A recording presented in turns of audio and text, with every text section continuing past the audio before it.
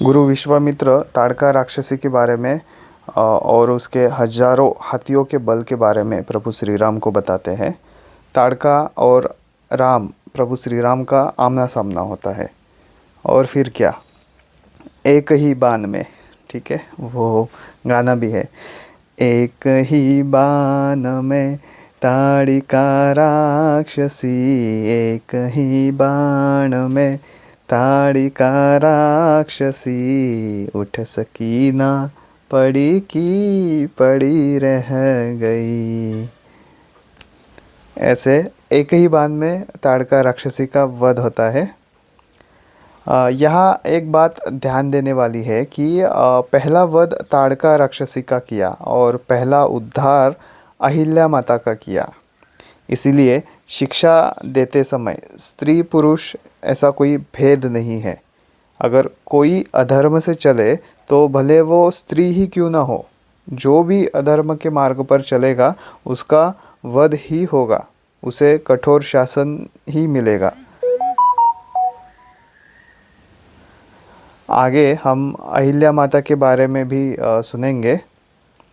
प्रभु श्री राम ताड़का का वध करते हैं। उसके बाद खुश होकर गुरु विश्वामित्र प्रभु श्री राम को दिव्यास्त्र और शक्तियाँ सिद्धियाँ देते हैं। उनके पास जो दिव्यास्त्र होते हैं, उनके पास जो शक्तियाँ होती है, उन शक्तियों को, सिद्धियों को प्रभु श्री राम को गुरु विश्वामित्र देते हैं। फिर आगे ऋषि के कुटिया में कंदमूल खाते हुए ऋषियों के यज्ञ की रक्षा करने के लिए वहीं पर तैयार रहते हैं प्रभु श्री राम और लक्ष्मण।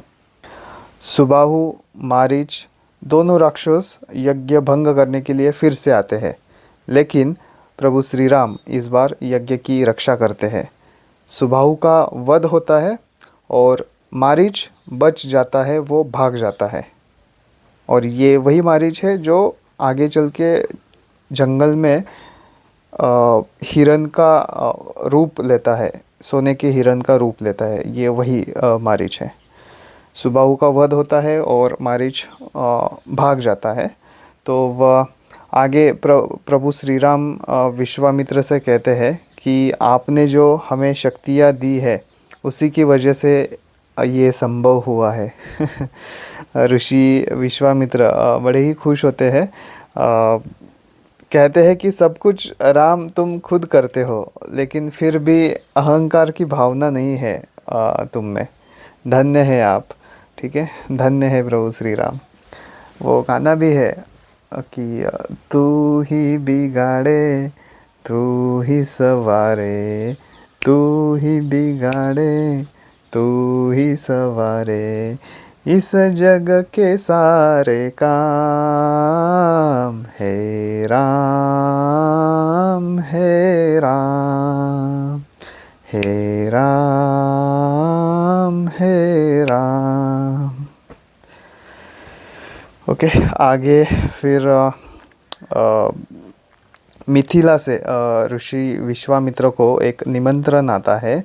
निमंत्रण में कहा जाता है कि वहाँ पर सीता माता का स्वयंवर होने वाला है। और उसके लिए आशीर्वाद देने के लिए उन्हें आमंत्रित किया है राजा जनक ने, ठीक है।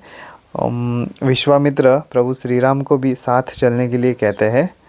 राजा जनक ने मिथिला में सीता माता के विवाह के लिए स्वयंवर का आयोजन किया है, जिसमें शिवजी का एक दिव्य धनुष्य जो उनके पूर्वजों को मिला था, उस धनुष्य को जो व्यक्ति प्रत्यंचा चढ़ाएगा वही सीतापति कहलाएगा। वो धनुष कोई मामूली धनुष्य नहीं है, उसे उठाना भी मुश्किल हो जाता है, ऐसा वो धनुष्य है। गंगा नदी के दर्शन करते हैं, पूजन करते हैं प्रभु श्री राम गंगा नदी का। राम के पूर्वजों की देन है गंगा नदी, विश्वामित्र राम को बताते हैं। आगे राम अहिल्या के आश्रम जाते हैं और वहाँ श्री राम आश्रम की स्थिति देखकर गुरु विश्वामित्र से पूछते हैं कि ये आश्रम ना ही पूरी तरह उजड़ा है और न ही बसा हुआ है,